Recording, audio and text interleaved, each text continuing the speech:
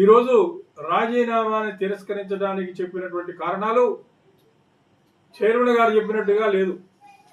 ఆయన చేత వైఎస్ఆర్ కాంగ్రెస్ పార్టీలో ఉన్నటువంటి పెద్దలు, దాని అధ్యక్షులు జగన్మోహన్ రెడ్డి గారు చెప్పినట్టుగా ఉంది తప్ప ఒక చైర్మన్గా కౌన్సిల్ చైర్మన్గా ఏ నిర్ణయం అయితే తీసుకోవాలో ఆ నిర్ణయం మాత్రం తీసుకున్నట్టుగా ఎక్కడ కూడా కనపట్లేదు. కేవలం వైఎస్ఆర్ కాంగ్రెస్ పార్టీ వాళ్ళ సలహాల మీద, సూచనల మీద వాళ్ళు చెప్పినట్టుగా ఈ రకమైనటువంటి నిర్ణయం తీసుకోవడమే కాకుండా మిగతా వారి రాజీనామాలు కూడా నేను ఆమోదించటం లేదు అని మాత్రం పత్రికల్లో ఆయన ముందుగానే తెలియజేశాడు. అంటే మావి కూడా ఆమోదించరు అని చెప్పి ఆయన మాట్లాడినట్టుగా పత్రికల్లో వచ్చింది. చైర్మన్ గారు ప్రజాస్వామ్యబద్ధంగా వ్యవహరిస్తలేదు అనడానికి ఇంతకంటే ఉదాహరణ ఏమీ లేదు.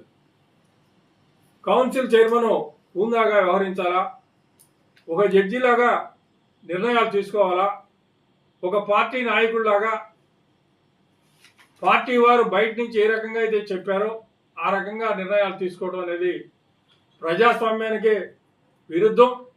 ఈరోజు మండలి చైర్మన్ గారు తీసుకున్నటువంటి నిర్ణయం ప్రజాస్వామ్యానికే గొడ్డలి వేటు అని చెప్పి చెప్పక తప్పదు. ఆయన ప్రవర్తించినటువంటి తీరు, ఆయన రాసినటువంటి ఆర్డరు చట్టబద్ధం కాదు, ప్రజాస్వామ్యబద్ధం కాదు, రూల్స్కి విరుద్ధంగా ఉంది. వైఎస్ఆర్ కాంగ్రెస్ పార్టీ వాళ్ళు రాసిస్తే ఆ యొక్క ఆర్డర్ రాసినట్టుగా, ఆ యొక్క ఆర్డర్ చెప్పినట్టుగా ఉంది తప్ప ఒక మండల చైర్మన్గా కౌన్సిల్ రూల్స్ ప్రకారం తీసుకోవాల్సినటువంటి చర్యలు మాత్రం అవి కావు. ఒక సభ్యుడికి రాజీనామా చెయ్యాలా, కొనసాగాలా అనేది వాడిస్తుంది. ఆ సభ్యుడి యొక్క ఇష్టం మీద ఆధారపడి ఉంటుంది తప్ప మరొకటి కాదు. నేను సభ్యుడిగా ఉండడానికి, కొనసాగడానికి నేను ఇష్టపడలేదు, నా రాజీనామాను స్వచ్ఛందంగా నేను చేశాను, నా రాజీనామాను అంగీకరించండి అని చెప్పి రాజీనామా చేసి బయటికి రావడం జరిగింది. అంతేగాని రాజీనామా చేయకుండా మరొక పార్టీకో వెంకటరమణ వెళ్ళలేదు. రాజీనామా చేసిన తర్వాతే అతను రాజకీయంగా ఏదో ఒక నిర్ణయం తీసుకుంటారు, అంతే తప్ప మీరు చెప్పినట్లుగా పొలిటికల్ ఇన్ఫ్లుయెన్స్ తోటో మరొకటో మాత్రం కాదు. మీ పార్టీ అంటే ఇష్టం లేదు, మీరు ఎన్నికల్లో ఓడిపోయిన తర్వాత మీరు ప్రవర్తించేటువంటి తీరు కూడా ప్రజాస్వామ్యబద్ధంగా లేదు. మీ పార్టీకి ఆల్రెడీ ఒక పేరు వచ్చింది, ఇది గొడ్డల పార్టీ అని తప్ప మరొక పార్టీ కాదు. అటువంటి పార్టీలో ఉండడానికి వెంకటరమణ ఇష్టపడలేదు, అందుకే మేము కూడా బయటకు వచ్చాం.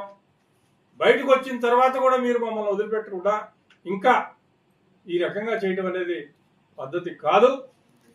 రాజీనామా తిరస్కరణ మాత్రం ప్రజాస్వామ్య విలువలకే విరుద్ధం. రాజీనామా అనేది సభ్యుడి యొక్క హక్కు. మండలిలో కొనసాగాలా, శాసనమండలి సభ్యుడిగా ఉండాలా లేదా అనేది సభ్యుడి నిర్ణయం తీసుకుంటాడు. ఈరోజు చైర్మన్ తీసుకున్నటువంటి నిర్ణయం మాత్రం చట్టబద్ధం కాదు, రాజ్యాంగబద్ధం కాదు, కౌన్సిల్ యొక్క రూల్స్కి విరుద్ధంగా ఉందని మాత్రం చెప్పక తప్పదు. దీని మీద వెంకటరమణతో అయితే నేను మాట్లాడలేదు. వెంకటరమణ దీని మీద తగిన ఆల్రెడీ ఆయన కోర్టులో వేసి ఉన్నాడు, మరలా కోర్టులోనే ఫైట్ చేయడానికి అవకాశం ఉంటుంది. ఆయన యొక్క హక్కుల్ని ఆయన వినియోగించుకుంటాడని చెప్పి నేను ఆశిస్తా ఉన్నాను. మా రాజీనామాల మీద చర్యలు తీసుకోకుండా, మా రాజీనామా గురించి ఏమీ మాకు చెప్పకుండా, బొత్స సత్యనారాయణ అనేటువంటి వ్యక్తి పిటిషన్ ఇచ్చాడు అని చెప్పి మేము 2 సార్లు విచారణకు వచ్చినా మాకు తెలియజేయకుండా, బొత్స సత్యనారాయణ గారు మీ మీద కంప్లైంట్ చేశాడని చెప్పకుండా ఈరోజు పత్రికల్లో మీరు డైరెక్ట్గా చెప్పాల్సినటువంటి అవసరం ఏమొచ్చింది?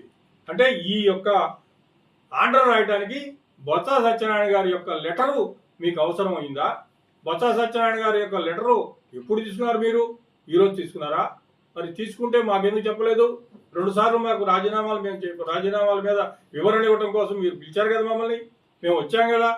మా మీద ఎవరు పిటిషన్ పెట్టారో, ఏమని పెట్టారో మాకు చెప్పకుండా దాచిపెట్టాల్సినటువంటి అవసరం మీకేమొచ్చింది?